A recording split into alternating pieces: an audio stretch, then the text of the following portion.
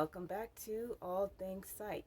In this video, I will go over the top 5 mistakes I made when studying for the EPPP. So mistake number 1, I was not consistent in my studying. So the first 2 times that I took the EPPP, I would go through these phases where I would study for, let's say, a week and a half straight, and then I would study a little bit less the following week and virtually do little to no studying for the next 2 weeks. It's of my opinion that if that's the type of routine you adopt, you are likely setting yourself up for failure. So again, I digress. So my point being is that, in my opinion, if you put forth that time to be consistent in your studying, and by consistent, yes, I mean studying each day, 7 days a week for likely 3 months. But if you put forth that time and effort, that short-term sacrifice is likely to have a long-term payoff. Mistake number 2 that I made in preparing for the EPPP. I spent entirely too much time on delving into the content. So what I mean by that is that I made the very naive mistake of being obsessed with trying to know nearly everything covered in each domain of the EPPP. That's an impossible task, a near to impossible task, I must say. The smart strategic approach to this is to know enough of each area to where if you come across a question on the exam that you are unfamiliar with, you can easily confidently eliminate certain answer choices. Let me give you an example.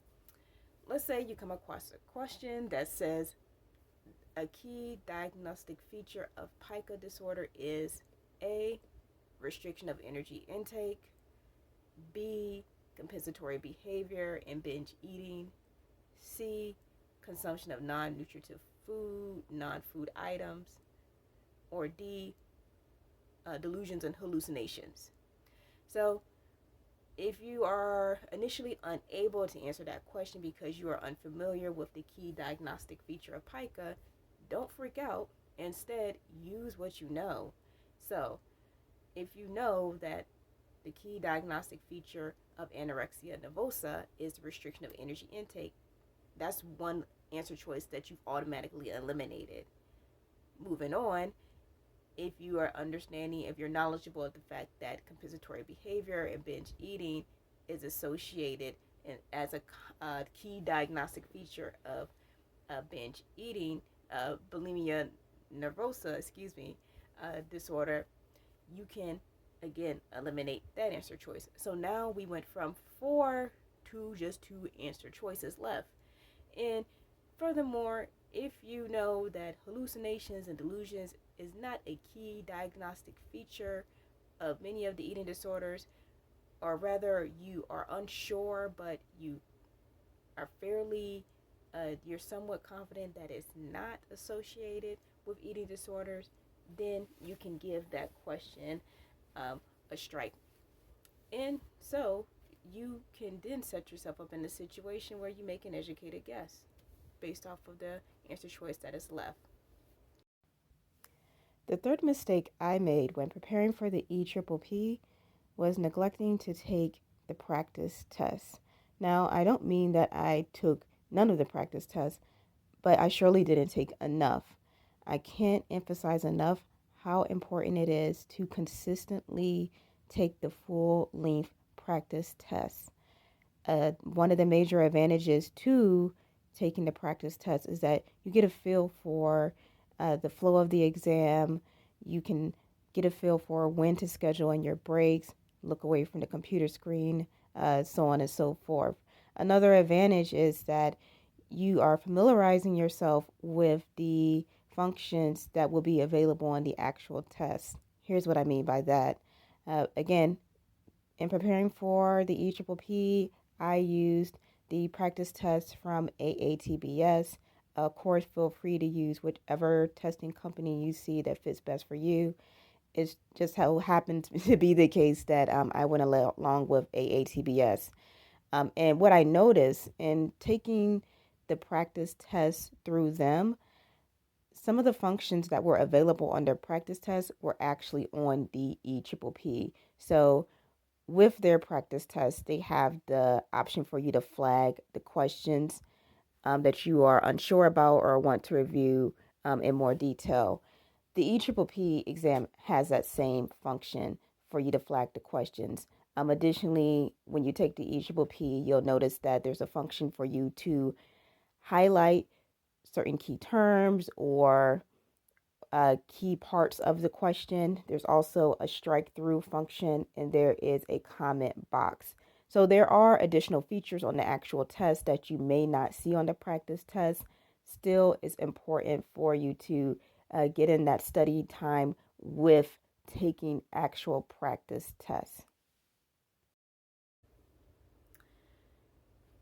The next mistake that I made in preparing for the EPPP was not utilizing not consistently utilizing a support system. So it goes without saying that the EPPP is a very strenuous, high stakes exam. For many people, they find themselves in a situation where they must pass the EPPP to either keep their current job or to find other employment under a time crunch. So, just that level of stress alone can make you feel a heavy burden that you may that may seem as though you're experiencing it completely on your own. So in those moments, I would say it's key. It is essential to reach out to friends, family, even colleagues who are in the same situation as yourself, and utilize them as a source of support, a source of accountability, a source of motivation. So that's definitely what I had to do when it came to the third time in which I was preparing for taking the EPPP. I let any and everybody know that I was preparing for that exam. And by doing that and opening up that conversation and letting people uh, be part of my journey, so to speak, I had multiple accountability partners. I received so much motivation and encouragement during those times where it was just so frustrating and so discouraging to study because either I flunked a practice exam or I just wasn't feeling up to it. I just became burnt out with studying. You know, my support system was there. They had my back. Now, let's just say that you don't have an immediate support system.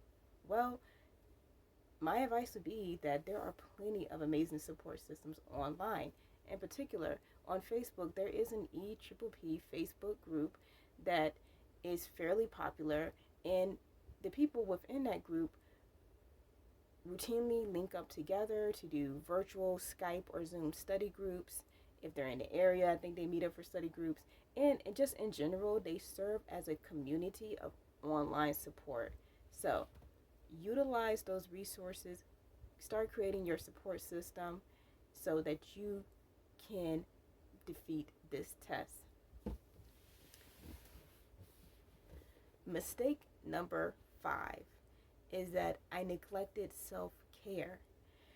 So, tied in with point number 4, again, we understand that the EPPP is a high stakes test that is highly stressful, but you cannot fall into the trap of letting yourself go physically and emotionally, still maintaining a routine, that you are taking care of yourself, that you are taking breaks, that you are putting the books down at some point to direct your attention elsewhere. Because at the end of the day, life still needs to be lived, right? And you need to take care of you so that you can perform at your best. Well, that's all that I have for you for this video. Thank you for tuning in, and until next time, take care.